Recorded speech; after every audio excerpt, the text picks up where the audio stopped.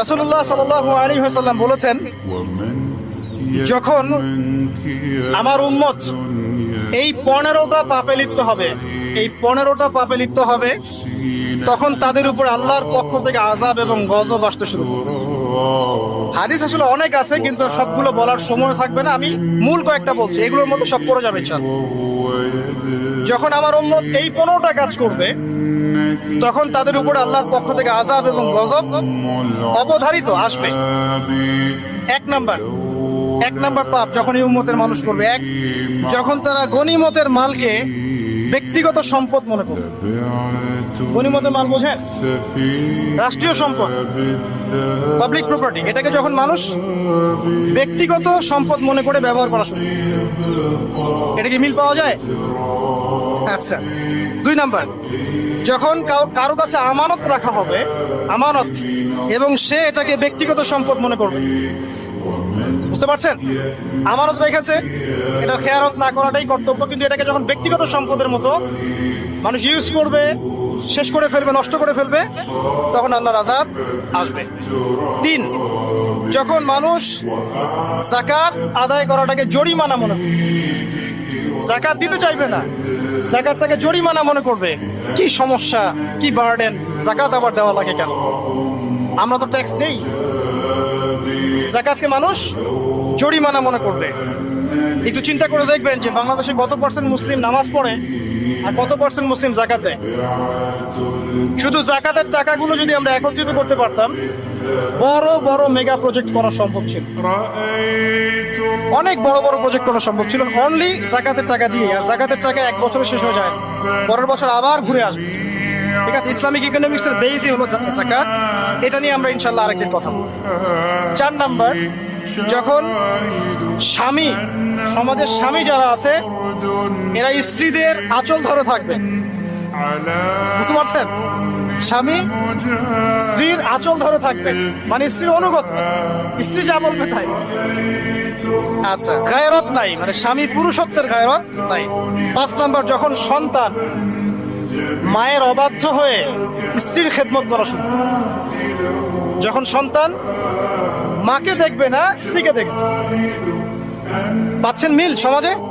আচ্ছা। 6 নাম্বার, যখন বাবার পরিবর্তে, পিতা বাবার পরিবর্তে মানুষ বন্ধুদেরকে সম্মান করা শুরু, বাবাকে সম্মান করবে না, ফ্রেন্ড সার্কেলকে সম্মান। সুবহানাল্লাহ। এরপরে আসেন 7, যখন, আমার কথা রাগ করেন না, এটা হাদিসে আছে, যখন সমাজের নিকৃষ্ট মানুষদেরকে নেতৃত্ব দেওয়া হবে।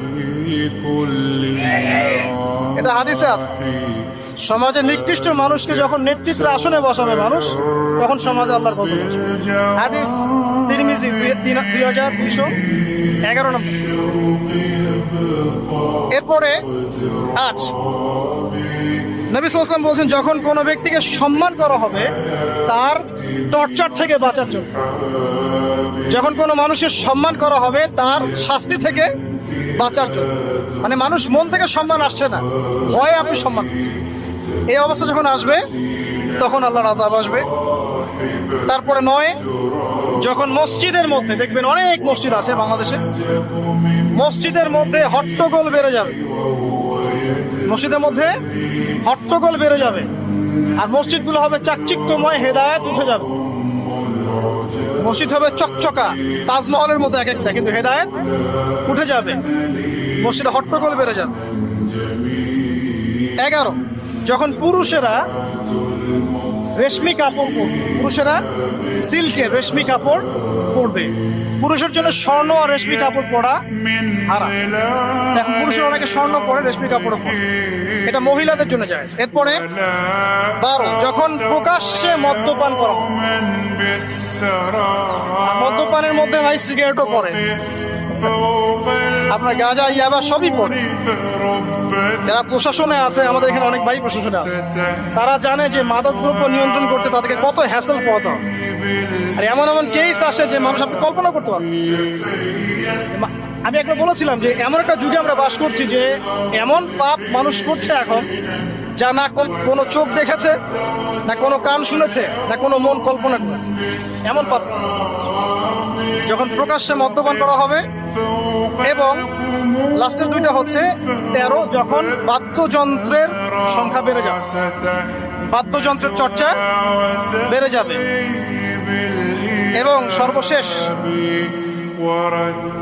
যখন গায়িকাদেরকে সম্মান করা হবে, এবং উম্মতের শেষের দিকের লোকেরা, মানে আমরা উম্মতের প্রথম দিকের লোকদেরকে গালিগালাজ করব। বুঝতে পারলেন?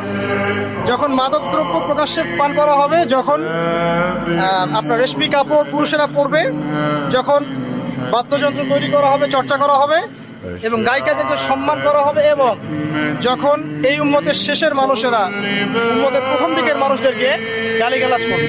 সাহাবীরা কি জানতো? আয়েশা রাদিয়াল্লাহু আনহা চরিত্র অমুক ছিল, এই ছিল, সেই ছিল, ইত্যাদি। নাউযুবিল্লাহ।